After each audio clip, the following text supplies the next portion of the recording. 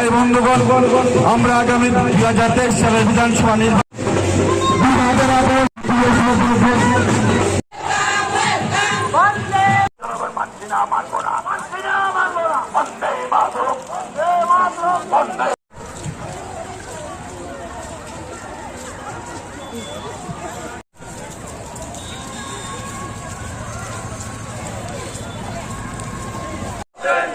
এই মহামিছিল থেকে আওয়াজ করুন কংগ্রেস সিপিএম এর নির্বাচন।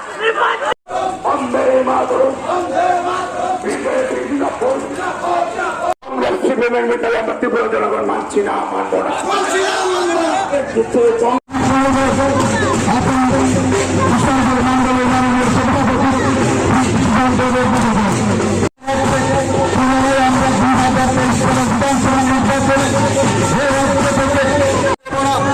আমরা পুনরায় এ রাজ্যে সিপিএম কে পুনরায় প্রতিষ্ঠিত হতে আমাদের সর্বকালের সর্বশ্রেষ্ঠ মুখ্যমন্ত্রী তথা প্রিয় নেতা সুদীপ কুমার দেবের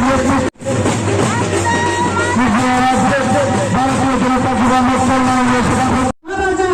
বীর বিক্রম কিশোর মানিক্য বাহাদুরের নামে এয়ারপোর্টের নামাকরণ যদি বিপ্লব কুমার দেব মুখ্যমন্ত্রী না হতো, মহারাজার নামে এয়ারপোর্টের নামাকরণ কখনো সম্ভব হতো? একবার ভাবুন তো, কখনোই সম্ভব ছিল না।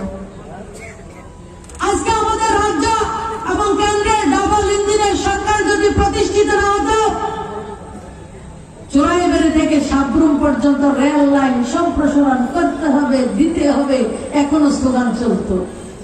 আর আজকে চোরাইবাড়িতে থেকে সাবরুম পর্যন্ত রেল লাইন সম্প্রসারণ শুধু হয়নি, উত্তর পূর্ব ভারতের সবচেয়ে রেলওয়ে প্ল্যাটফর্ম, বড় রেলওয়ে প্ল্যাটফর্ম আমাদের সাবরুমে হয়েছে।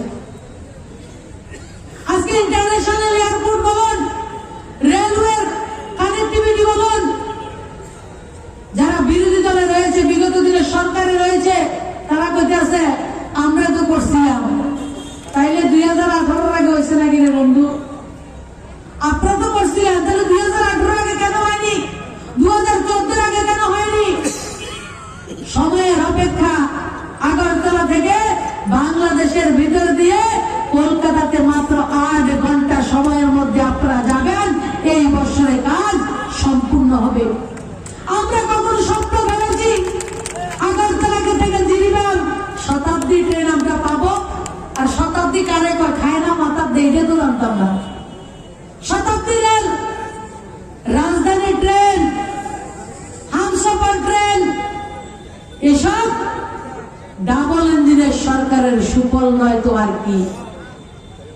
কিছুদিন আগে আমাকে কার্যকর্তা এত সুন্দর একটা কথা বলেছে, বলছে দিদি যদি কাউকে চোখ বন্ধ করে গাড়িতে বসিয়ে কুমারঘাটে নিয়ে ছেড়ে দিন, সে বলতে পারবে না এটা ত্রিপুরা না ত্রিপুরার বাইরের রাস্তা।